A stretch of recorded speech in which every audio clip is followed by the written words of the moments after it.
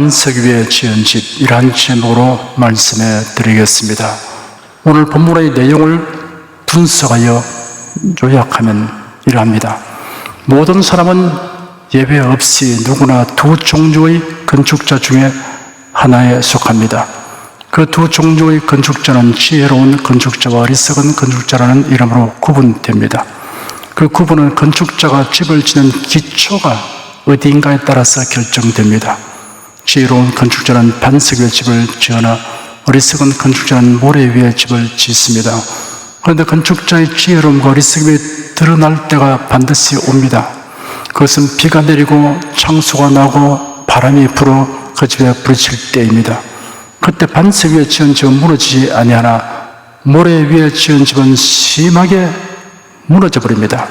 이 비유에서 집과 사람은 동격으로 이해해도 무방하다고 할 수 있습니다.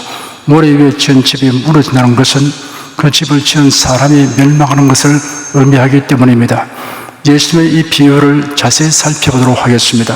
첫째, 집을 짓는 사람이 우선으로 고려해야 할 것은 집을 짓는 집안입니다.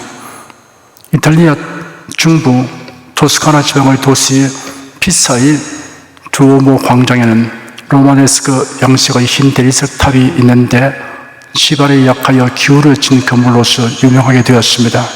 최대 높이는 약 58m이며 무게는 14,453톤으로 추정되고 있습니다. 1173년에 착공되어 공사가 진행되었는데 1778년 사이에 진행된 1차 공사 이후 탑의 남쪽 지반이 가라앉으면서 기울어짐이 발견되었습니다.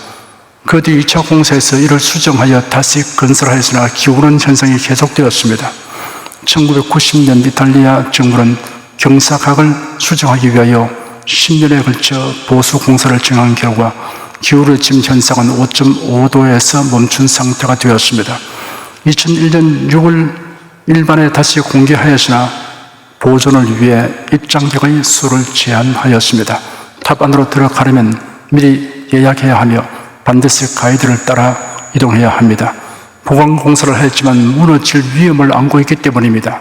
문제는 피사의 탑이 세워진 집안 상태에 있습니다. 오늘날 같이 지질 검사하는 기술이 발달하였으면 그곳에 짓지 않거나 기초 공사를 철저히 했을 것입니다. 미국 뉴욕의 초고층 빌딩이 숲을 이루고 있는 맨하탄은 섬으로 되어 있는데 그 섬은 매우 경관 암석층으로 되어 있어서 맨하탄의 어디든 초고층 건물을 짓기에 적합하다고 합니다. 우리 교회는 지금까지 50여 개의 건물을 지었습니다. 제가 설계사에게 강조하여 주문하는 것은 건축 비용이 더 들더라도 기초를 튼튼하게 설계하도록 하는 것입니다. 지질 조사를 하여 집안이 연약하면 반드시 충분한 길이의 파일을 박아서 집안을 튼튼하게 만들어야 합니다. 둘째, 예수님은 인생을 집으로 비유하면서 인생의 집은 반드시 반석 위에 지어야 한다고 교훈하셨습니다. 그리고 반석은 예수님의 말씀이라고 설명하였습니다. 누구든지 나의 이 말을 듣고 행하는 자는 그 집을 반석 위에 지은 지혜로운 사람과 같다고 말씀하셨습니다. 사람은 그가 하는 말과 그 사람의 행동이 일치되지 않는 일이 있지만 예수님은 자신이 한 말씀과 하나입니다. 예수님의 말씀과 예수님을 분리해서 생각할 수 없습니다.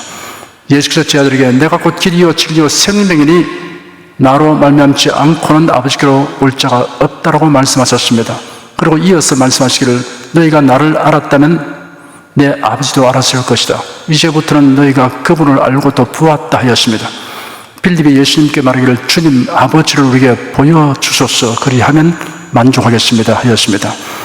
예수께서 말씀하시기를 빌립아 내가 이렇게 오래 너희와 함께 있어도 네가 나를 알지 못하느냐 나를 본 자는 아버지를 보았거늘 어찌하여 아버지를 보이려 하느냐 나는 아버지 안에 있고 아버지는 내 안에 계신 것을 네가 믿지 아니하느냐 내가 너에게 이를 말이 스스로 하는 것이 아니라 아버지께서 내 안에 계셔 그 일을 하시는 것이라 하였습니다. 예수의 말씀은 곧 아버지 하나님의 말씀이며 또한 예수의 말씀은 하나님의 말씀입니다.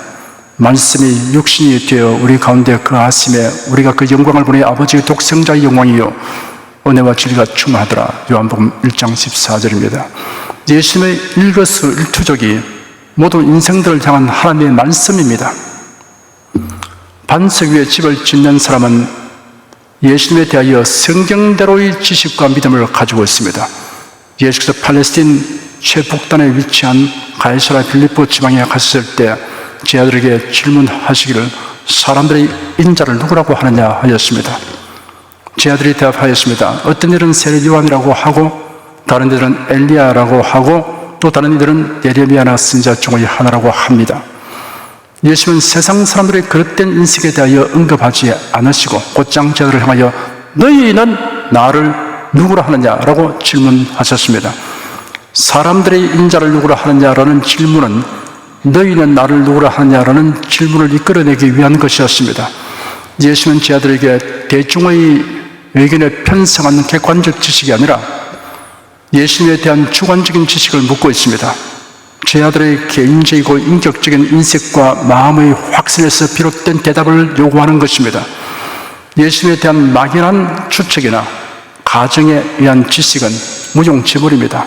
확고부동한 믿음으로 고백되는 지식이어야 합니다. 총독 빌라도가 예수님에게 네가 유대인의 왕이냐? 라고 물었을 때 이는 네가 스스로 하는 말이냐 아니면 다른 사람들이 내게 대하여 네게 한 말이냐라고 예수님이 빌라도에게 되물었습니다. 예수님에 관하여 사람들이 누구라고 말하는가를 아는 지식이 아니라 예수님이 누구이신 것을 자신이 알고 믿는 대로 말하도록 예수님이 우리에게 요구하십니다. 예수님에 대한 바른 지식과 믿음 없이 무작정 주님을 따라다니는 것은 무익합니다. 주는 그리스도이시며 살아계신 하나님의 아들이십니다 라고 베드로가 대답하였습니다. 여기서 주라는 말은 2인칭 대명사인 당신을 뜻합니다. 베드로의 고백에서 당신이라는 대명사는 강조되고 있습니다. 다른 이가 아니고 오직 당신만이라는 의미를 가집니다. 그리스도라는 말은 히브리어로는 메시아인데 기름 부음 받은 자라는 뜻입니다. 이런 하나님께서 위임하신 큰 사역을 위해 하나님의 보내심을 받은 자를 가리킵니다. 기름 부음 받음이란 중요한 직임을 지도로 하나님의 택한 자에게 기름을 부어 거룩하게 구별하는 의식에서 유래한 것입니다. 기름 부는 의식은 선택된 자들을 그 각각의 직분에 적합하다는 사실을 공적으로 모든 사람들 앞에서 확인시키는 의식이었습니다. 구약시대에 선지자, 제사장, 왕에게 기름을 부었습니다. 하나님께서 죄인을 구원하시기 위해 그의 독생자에게 임무를 주시고 때가 찼을 때 그 임무를 수행하도록 세상에 보내셨습니다. 그리고 성령으로 기름 부으셨습니다. 기름 부으면 성령 부어주심을 상징합니다. 예수께서 나사렛 회당에서 성경을 펴서 이렇게 기록한 데를 읽으셨습니다. 주의 성령이 내게 임하셨으니 이런 가난한 자에게 복음을 전하게 하시려고 내게 기름을 부으시고 나를 보내서 포로된 자에게 자유를, 눈먼 자에게 다시 보게 함을 전파하며 눌린 자를 자유케 하고 주의 은혜의 해를 전파하게 하려 하심이라. 예수님이 책을 덮어 그 맡은 자에게 주시고 앉았으니 회당에 있는 자들이 다 주목하여 보았습니다. 예수께서 저에게 말씀하시기를 오늘 이 성경이 너희가 듣는 가운데 성취되었다 하였습니다. 예수께서 받으신 성령은 한량이 없고 그에게 임하신 성령께서는 영원히 머물러 계십니다. 예수님이 행하신 일들은 기름 부음을 받은 자, 곧 그리스도의 직분을 수행하신 것입니다. 예수님은 선지자, 제사장, 왕의 직분을 완벽하게 수행하셨습니다. 구약 성경에 예언된 것을 보면 신명기 18장 15절에는 하나님께서 한 선지자를 일으키시겠다고 기록되었습니다. 시편 110편 4절에서는 영원한 제사장이라고 기록되었습니다. 그리고 스가랴 6장 12절과 13절에는 그 위에 앉아 다스릴 왕을 보내실 것이 기록되어 있습니다. 선지자는 하나님의 뜻을 드러내며 백성들에게 하나님의 말씀을 전하는 임무를 수행합니다. 성경에 나오는 선지자들은 그 임무 수행에 한계가 있었지만 예수님은 선지자의 임무를 완전하게 행하셨습니다. 하나님의 뜻을 우리에게 다 전하셨습니다. 제사장은 백성을 위하여 제단에 제물을 드리며 백성의 중보자로서의 임무를 수행합니다. 인간 제사장은 그 임무 수행에 한계가 있습니다. 자신도 죄인일 뿐 아니라 그 임무를 계속할 수 없습니다. 그도 죽어야 하는 인간이기 때문입니다. 그리고 제사장은 짐승을 속죄 제물로 드렸습니다. 이러한 제물은 단지 참것의 그림자였습니다. 예수는 영원한 대제사장으로 오셔서 자신을 제물로 드려 영원히 단번에 구속하는 일을 이루셨습니다. 그리하여 그를 믿는 모든 사람이 영원히 죄상을 받게 하셨습니다. 그리고 우리의 중보자가 되시어 우리를 위하여 간구하시고 또한 우리가 그의 이름으로 구하는 기도가 하나님께 상달되게 하십니다. 왕은 백성을 보호하고 번영한 삶을 살도록 다스리는 임무를 수행합니다. 인간 왕은 그 임무 수행에 한계가 있습니다. 예수님의 권세와 능력은 무한하고 무궁합니다. 성도들의 영혼을 영원토록 안전하게 지켜주십니다. 원수마귀가 손 못대게 보호해 주십니다. 장차 세상을 심판하고 다스리기 위해 오셔서 공의로 통치하실 것입니다. 그리고 영원히 왕도로 타십니다. 주님의 나라에서 사는 자들은 절대적인 안정과 완전한 행복을 누리게 될 것입니다.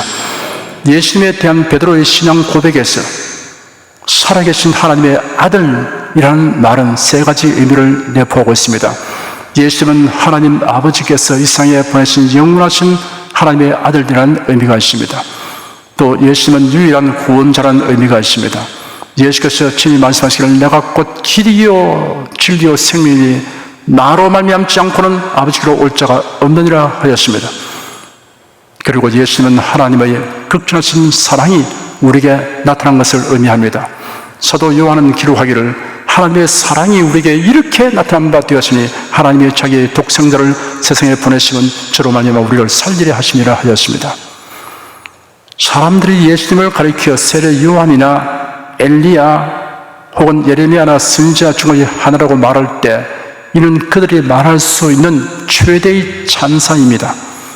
그러나 예수님은 그리스도시요 살아계신 하나님의 아들이십니다라는 신앙 고백을 하기 전까지는 예수님에 대하여 어떠한 찬사와 호평을 말한다 하더라도 그것은 그릇되고 무익한 것에 불과합니다.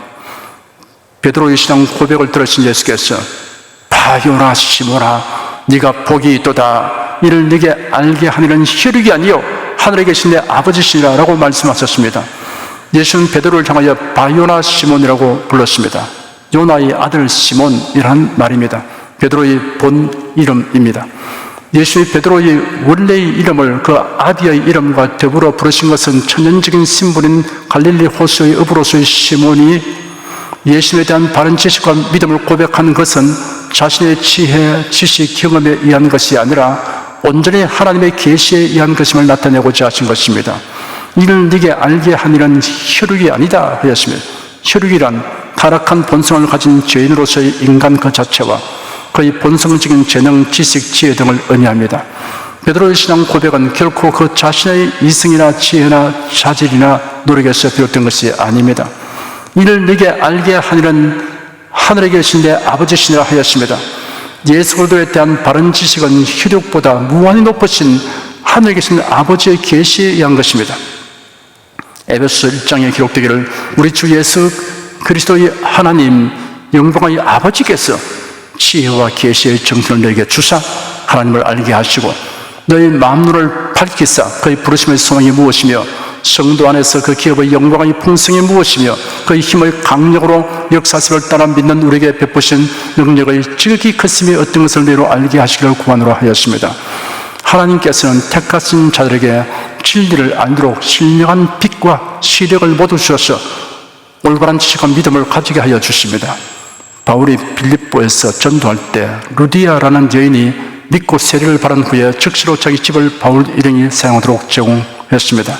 사도행전 16장을 보면 안식일에 우리가 기도처가 있는가 하여 문 밖 강가에 나가 거기 앉아서 모인 여자들에게 말하더니 두아디라 성의 자주장사로서 하나님을 궁경하는 루디아라 하는 한 여자가 들었는데 주께서 그 마음을 열어 바울의 말을 청중하게 하신지라 저와 그 집이 다 세례를 받고 우리에게 청하여 가로되 만일 나를 주 믿는 자로 알거든 내 집에 들어와 유하라 하고 강권하여 있게 하니라 라고 기록되어 있습니다.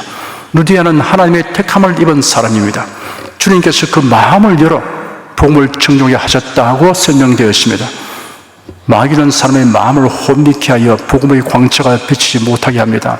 만일 우리 복음이 가리웠으면 망하는 자들에게 가리운 것이라 그 중에 이상 신이 믿지 아니한 자들의 마음을 혼미케 하여 그리스도의 영광의 복음의 광채가 비치지 못하게 하미니 그리스도는 하나님의 형상이라 라고 고린도후서 4장에 기록되었습니다. 하나님께서 성령으로 우리에게 하나님이 은혜로 주신 것들을 볼 수 있는 시력과 빛을 주십니다. 이 지혜는 이 세대의 관원이 하나도 알지 못하나니 만일 알았다면 영광의 주로 십자가 못 박지 아니하였으리라. 기록된 바 하나님이 자기를 사랑하는 자들을 위하여 예비하신 모든 것은 눈으로 보지 못하고 귀로도 듣지 못하고 사람의 마음으로도 생각지 못했다 함과 같으니라. 오직 하나님이 성령으로 이것을 우리에게 보이셨으니 성령은 모든 것 곧 하나님의 깊은 것으로도 통달하시느니라. 우리가 세상의 영을 받지 아니하고 오직 하나님께로 온 영을 받았으니 이는 우리로 하여금 하나님께서 우리에게 은혜로 주신 것들을 알게 하려 하심이라. 사도 바울은 원래 성경학자였습니다. 그런데도 예수님의 구세주라는 것을 알지 못하여 교회를 핍박하였습니다. 다메섹에 있는 기독교인을 체포하여 예루살렘으로 끌고 오려고 가다가 길에서 정오의 빛을 무시하게 하는 큰 빛이 그를 둘러 비춤으로 땅에 엎드려졌습니다. 그리고 그를 부르는 예수의 음성을 들었습니다. 그 순간 그는 예수님이 하나님이시며 구세주라는 사실을 알게 되었습니다. 성령께서 알게 하여 주셨던 것입니다. 성령께서 볼 수 있는 빛과 시력을 주실 때 진리를 알고 믿게 되는 것입니다. 그러므로 우리는 하나님의 말씀을 전할 때나 들을 때 성령께서 도와주기를 간구해야 합니다. 예수는 베드로의 신앙 고백을 들으시고 네가 복이 있다라고 말씀하셨습니다. 그런 신앙 고백을 할 수 있도록 아버지 하나님께서 베드로에게 지식과 믿음을 주셨기 때문입니다. 우리도 역시 예수에 대한 바른 인식을 가지고 신앙 고백을 하게 된 것은 하나님이 주신 복을 받았기 때문입니다. 이처럼 예수님이 누구신가에 대한 진실한 신앙 고백은 복을 받아서 깨달아지고 믿어져야 할 수 있습니다. 성경을 읽고 설교를 수없이 들어도 깨닫지 못하고 믿지 못하는 것은 아직 하나님이 주신 복을 받지 못했기 때문입니다. 고의적인 반항과 거부를 하는 사람이 아닌 사람 중에는 믿고 싶으나 믿어지지 않는 사람이 있습니다. 예수께서 베드로, 야고보, 요한을 데리고 따로 산에 오시다가 내려오시니 사람들이 산 아래 모여 있었습니다. 간질병이 있는 아이의 아버지가 예수님께 나와서 간청이를 무엇을 하실 수 있거든 자기 아들을 고쳐달라고 했습니다. 예수께서 대답하시기를 할 수 있거든이 무슨 말이냐? 믿는 자에는 능치 못함이 없느니라 하였습니다. 그러자 아이의 아버지가 주님 내가 믿나이다. 나의 믿음 없는 것을 도와주십시오 라고 간구했습니다. 믿고 싶은데 믿어지지 않으면 이와 같이 솔직하게 하나님의 도우심을 간구해야 합니다. 예수께서 베드로에게 내가 이 반석 위에 내 교회를 세우리니 음보의 권세가 있지 못하리라 하시는데 이는 주는 그리스도시요 살아계신 하나님의 아들이십니다 라는 베드로의 신앙 고백을 가리키는 말씀입니다. 예수님에 대하여 성경대로의 바른 지식과 믿음을 가진 사람이 반석 위에 집을 지은 사람이며 정령 복이 있는 사람입니다. 셋째, 홍수가 나고 바람이 불어도 반석 위에 지은 집은 무너지지 않으나 모래 위에 지은 집은 무너짐이 심하게 된다고 하였습니다.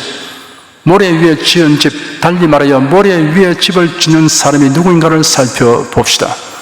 세상 사람들은 모래 위에 집을 짓습니다. 그들은 인본주의적인 철학과 사상과 종교의 터 위에 인생이라는 집을 짓고 있습니다. 그러나 본문에서 모래 위에 집을 짓는 사람은 사이비 신자를 가리키는 것이라고 하는 것이 더 타당합니다. 예수께서 좁은 문과 넓은 문, 열매와 나무, 불법을 행하는 자들에 관하여 연속하여 말씀하신 후에 그러므로라는 낱말을 사용하여 본문에 기록된 말씀을 하였기 때문입니다. 그러므로라는 용어는 앞의 내용이 뒤에 오는 내용의 원인, 전제, 조건이 됨을 나타내는 접속 부사입니다. 사이비 신자란 겉으로는 비슷하나 실제로는 전혀 다르거나 아닌 신자를 의미합니다. 모래 위에 집을 짓는 사이비 신자의 실상이 본문의 앞에 기록된 말씀에서 드러나 있습니다. 먼저 좁은 문과 넓은 문에 관하여 기록된 말씀을 살펴보겠습니다. 좁은 문으로 들어가라. 멸망으로 인도하는 문은 크고 그 길이 넓어 그리로 들어가는 자가 많고 생명으로 인도하는 문은 좁고 길이 협착하여 찾는 이가 적음이라 하였습니다. 좁은 문과 좁은 길은 생명으로 나아가는 문과 길이라고 하였고 넓은 문과 넓은 길은 멸망으로 인도하는 문과 길이라고 설명하였습니다. 예수께서 말씀하시기를 내가 문이니 누군지 나로 말미암아 들어가면 구원을 얻고 또는 들어가며 나오며 꼴을 얻으리라 하였고 내가 곧 길이요 나로 말미암지 않고는 아버지께로 올 자가 없느니라 하였습니다. 성경에 기록된 대로 이 예수를 믿는 것이 왜 좁은 문이며 좁은 길인가를 노아 방주 사건이 잘 말해줍니다. 하나님의 홍수 심판 예언은 사람들의 경험과 이해를 초월한 말씀이기 때문으로 다소의 지지를 받지 못하기 때문입니다. 성경을 인간의 이성과 경험의 범주 안에서 이해하려고 하면 세상 사람들이 납득하는 방향으로 신학과 교리를 만들게 됩니다. 이것은 넓은 문이고 넓은 길입니다. 사이비 신자가 가는 문이요 길입니다. 다음은 거짓 신자들을 삼가라. 양의 옷을 입고 너에게 나오나 속이는 노략질하는 일이라. 그의 열매로 그들을 알지니 가시나무에서 포도를 또는 은근키에서 무화과를 따게 되냐. 이와 같이 좋은 나무마다 아름다운 열매를 맺고 못된 나무가 나쁜 열매를 맺나니 좋은 나무가 나쁜 열매를 맺을 수 없고 못된 나무가 아름다운 열매를 맺을 수 없느니라. 아름다운 열매를 맺지 아니한 나무마다 찍혀 불에 던지우니라. 이러므로 그 열매로 그들을 알리라라고 말씀하셨습니다. 거짓 신자, 거짓 사도들은 양의 탈을 쓴 노략질하는 이리같이 행동합니다. 오늘로 말하면 사이비 목사, 사이비 신학 교수, 사이비 신자는 교묘한 말로서 자신의 정체를 숨기고 교회에서 활동합니다. 하지만 그 열매를 보면 나무를 알 수 있습니다. 외형은 비슷하지만 자세히 살펴보면 다른 것임을 알 수 있습니다. 성경으로 분별하면 그 정체가 드러납니다. 이중적인 말과 행동을 알 수 있습니다. 그 다음은 나더러 주여 주여 하는 자마다 천국에 다 들어갈 것이 아니요 다만 하늘에 계신 내 아버지의 뜻대로 행하는 자라야 들어가리라. 그 날에 많은 사람이 나더러 이르되 주여 주여 우리가 주의 이름으로 선지자 노릇하며 주의 이름으로 귀신을 쫓아내며 주의 이름으로 많은 권능을 행치 아니하였나이까 하리니 그때 내가 저에게 밝히 말하되 내가 너희를 도무지 알지 못하니 불법을 행하는 자들아 내게서 떠나가라 하리라 하였습니다. 성경대로의 신앙을 가지지 않고 주여 주여 부르는 것만으로는 구원받지 못합니다. 예수 그리스도와 하나님의 말씀에 대하여 온전하고 참된 믿음을 가진 신자는 공산주의를 절대로 용납하지 않습니다. 그뿐 아니라 공산주의자들에게 동조하는 자들을 절대로 지지하지 않습니다. 공산주의의 배후에는 교회를 말살하는 사탄이 있습니다. 그리고 동성애를 두둔하고 비호하지 않습니다. 이런 동성애자들을 위한 것도 아닙니다. 사이비 신자는 넓은 길로 가고 있으며 노략질하는 이리를 주행하고 있으며 가시나무와 은은키이며 불법을 행하는 자입니다. 결코 천국에 들어가지 못합니다. 예수께서 말씀하시기를 비가 내리고 창수가 나고 바람이 불어 그 집에 부딪히며 무너져 그 무너짐이 심하니라 하였습니다. 무너짐이 심하다고 형용하였습니다. 사이비 신자는 천국에 들어가지 못할 뿐 아니라 하나님의 심판을 받아 둘째 사망인 불과 유황으로 타는 곳에 들어가게 됩니다. 생각만 해도 끔찍한 일입니다. 글쎄요, 불과 유황으로 타는 못이란 비유적인 표현일 뿐인 것입니다 라고 말하는 사람들이 있습니다. 비유란 진실에 대한 그림자입니다. 만일 그림자가 그러하다면 실제는 어떠하겠습니까? 고독이도 죽지 않고 불도 꺼지지 않는 곳이며 사람마다 소금치도함을 당하는 곳이며 죽고자 해도 죽을 수 없는 곳이라고 하였습니다. 비유적인 표현이 그러하다면 그 실제는 어떠하겠습니까? 반석 위에 세운 집과 같은 신자는 비와 홍수와 광풍이 닥쳐도 그의 신앙이 결코 무너지지 않습니다. 달리 말하여 역경, 고난, 핍박, 유혹에도 변함없이 신앙을 굳건하게 지켜나갑니다. 여러분은 우리를 죄에서 구속하신 이는 예수 그리스도밖에 없다고 철저하게 믿고 하나님의 말씀을 왜곡되게 가르치는 자들을 엄격하게 가려서 단호하게 배격함으로 실로 반석 위에 지은 집이요 반석 위에 집을 지은 인생으로서의 행복을 누리시기를 축원합니다.